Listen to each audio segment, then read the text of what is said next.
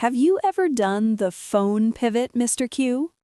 Oh, the phone pivot. Is that when you see someone walking toward you who looks like they're about to ask for directions and you suddenly become fascinated by your lock screen? Exactly. You're looking at a blank screen, scrolling through nothing, just thinking, please don't ask me where the train station is. I know where it is in my head, but my tongue will turn into a piece of wood the moment I open my mouth. I've been there. Not just with languages, but with life. That moment where the gap between who you are and who you want to be feels like the Grand Canyon. You freeze, and then the worst part happens. The after sting. Exactly. You walk away and you think, I've been studying for 3 years. Why couldn't I just say, turn left at the light? And that little voice starts whispering, maybe I'm just not a language person. Maybe I should just stop. If you've heard that voice this morning, or even 5 minutes ago, pull up a chair. You're in the right place. Welcome to English Coffee Break. I'm Naomi, and this is our safe space for real-life conversations. And I'm Mr. Q. We aren't here to give you a grammar test or a list of irregular verbs to memorize. We're here to hold the cup while you take a breath. Today, we're talking about the elephant in the room, why most learners quit. And more importantly, how to make sure you aren't one of them. We're going to talk about the seed in the sidewalk, how to grow when the environment feels hard, and why your blunders are actually your biggest wins. Let's get into it. You're stronger than you think, and your English is closer than it looks. Take a sip. We're starting. So, Mr. Q, I was thinking about this all morning. Why do we actually stop? I mean, we start with so much fire, right? New notebooks, highlighters in 5 different colors, a word of the day app. And then, 3 months later, the notebook is under a pile of mail and the app is muted. Oh, the new year, new me energy. It's intoxicating. But honestly, Naomi, I think it's because we treat English like a construction project. We think, if I just lay enough bricks, grammar, vocab, listening, I'll have a house I can live in. But then a storm hits, you fail an interview, or you can't understand a joke at a party, and you think the whole house is falling down. The storm, I hear that. But I see it differently. I think of it as the seed in the sidewalk. I love that. Tell me more. Well, think about a tiny green sprout trying to push through a crack in the concrete. That concrete is the real world. It's hard, it's cold, and it doesn't care about your feelings. The seed is your potential. Most people quit because they look at the concrete and say, this is impossible. I'm too soft and the world is too hard. They don't realize that the pressure of the crack is actually what's making the sprout strong enough to eventually bloom. That's deep. But see, I think there's a different kind of pressure. I call it the wall. You're running, you're feeling good, and then bam, you hit a wall. Maybe it's a specific tense or a colleague who speaks too fast. It's a sudden, sharp pain. And in that moment of impact, you decide, I am not built for this. It's the friction of the struggle. I hear you too, I really do. But is it always a wall? Because to me, the wall is actually kind of exciting. At least you know where you are. To me, the real reason people quit is the plateau. The plateau, the great flatness. Exactly. It's that middle stage. You aren't a beginner anymore, so the easy wins are gone. But you aren't fluent yet. You're just there. It feels like you're walking through a desert with no landmarks. You're putting in the work, you're listening to podcasts, you're practicing, but you feel exactly the same as you did a month ago. That's where the soul goes to die, Q. It's the boredom, not the pain, that makes people walk away. You know, you're right. Both are true. It's either the wall that breaks your heart or the plateau that drains your battery.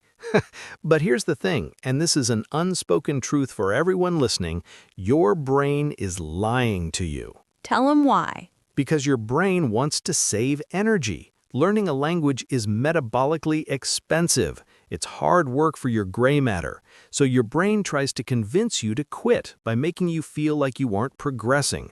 It says, hey, let's just watch Netflix in our native language. It's safer, it's easier. My brain is a professional negotiator. It's always trying to cut a deal. If we skip our English practice today, Naomi, I promise we'll do double tomorrow. But tomorrow never comes, does it? Never. And that's where the seed metaphor is so perfect. A seed under the dirt doesn't look like it's doing anything. If you dig it up every day to check if it's growing, you'll kill it. You have to trust the invisible work. I love that. The invisible work. We focus so much on the visible result, the perfect sentence, the high score, that we forget the roots are growing underneath. But Q, let's be honest, it's lonely. When you're in that sidewalk crack and everyone around you seems to be speaking perfectly, you feel like an alien. I hear you. But remember, everyone you admire in English was once an alien too. They just stayed in the crack longer than everyone else. They didn't have a secret language gene. They just had a higher tolerance for feeling silly. A higher tolerance for feeling silly. That should be on a t-shirt, because that's the secret, isn't it? Embracing the blunder. Absolutely. If you aren't making mistakes, you aren't growing. You're just repeating. And repeating isn't learning. It's just staying safe.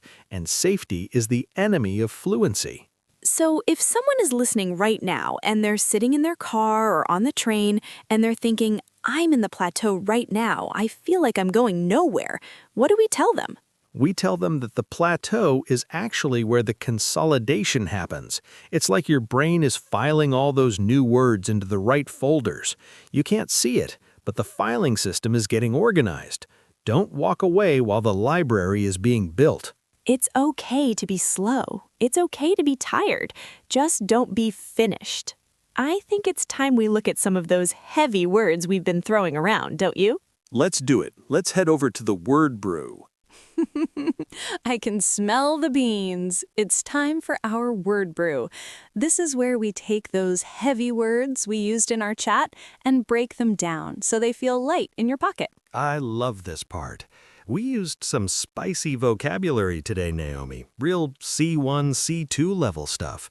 But notice how we just said them. That's how native speakers do it. We don't stop and announce, I am now using a difficult word. We just let it flow. Exactly. But we don't want to leave our listeners behind. So let's look at our first scoop. Q, you mentioned that learning a language is metabolically expensive. That's a big one.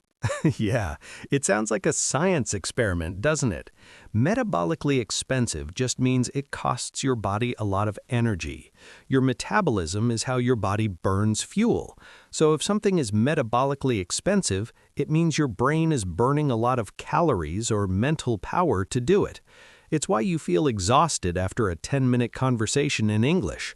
Oh, I hear you. It's like your brain went to the gym and did 100 heavy squats. So if you feel tired after practicing, don't think you're bad at English. Just realize your brain is doing an expensive workout. Spot on. What's next on the menu? Well, I talked about the plateau. A plateau is actually a geographical term. It's a large, flat area of land that is high up. But in learning, it's that great flatness we talked about.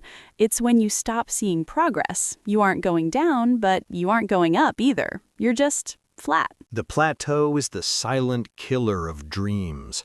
But remember, the plateau is still high ground. You've already climbed so far to get there. I love that perspective. Okay, scoop number 3, intoxicating. You said that New Year energy is intoxicating. Like a really strong espresso. Intoxicating usually refers to alcohol, making you feel drunk. But we use it for anything that makes us feel high or overly excited and powerful. That I'm going to be fluent in 2 weeks feeling. That's intoxicating. It feels great, but it's not always, well, realistic. It's a beautiful lie. Now, here's a phrase I used, consolidation. I said the plateau is where consolidation happens. That's a corporate-sounding word, but it's very human. To consolidate means to take many small, weak things and join them together to make one strong, solid thing. Think of it like a snowball. You're taking all those little flakes of grammar and consolidating them into a big, solid ball of knowledge. It's the filing system moment. And lastly, Q, you mentioned having a tolerance for feeling silly. This is my favorite soft skill. Tolerance is your ability to handle something difficult or unpleasant without breaking. If you have a high heat tolerance, you can handle spicy food. If you have a high silly tolerance, you can make a mistake, laugh at yourself, and keep talking without feeling ashamed. That might be the most important word of the day. Tolerance. Being okay with the mess. That's a good batch of words. Metabolically expensive, plateau, intoxicating, consolidation, and tolerance. They're yours now. Take them, use them, or just let them sit in your mind like a good cup of tea. We've covered a lot of ground today, Q. From the phone pivot to the seed in the sidewalk. I feel like I need another cup of coffee just to process it all. It's a lot. But you know, Naomi, I hope everyone listening realizes that the struggle isn't a sign that they are failing. It's actually the proof that they are doing it. You can't hit a wall if you aren't running. You can't be on a plateau if you haven't already climbed the mountain. That's so true. We often beat ourselves up for the very things that prove we're brave. If you feel silly today because you forgot the word for spoon or deadline, just remember that silliness is the price of admission for a bigger life. Exactly. You're paying your dues, and every time you choose to stay in that crack in the sidewalk instead of giving up, you're getting stronger, you're consolidating, you're becoming the version of yourself that speaks English without thinking about it. It takes time, and that's okay. We're going to be here every step of the way. This isn't a sprint. It's a long, beautiful walk with friends. Well, I think the barista is starting to flip the closed sign, Naomi. But before we go, we always leave our friends with a little something to carry in their pocket. Our 2 cups line. Ready? Your English doesn't have to be perfect to be powerful. It just has to be present. Don't hide your voice today, even if it's shaky, even if it's broken. Just let it be present. We'll see you at the next break. Keep breathing, keep sipping, and keep going. You're doing better than you think. Bye-bye for now. Take care.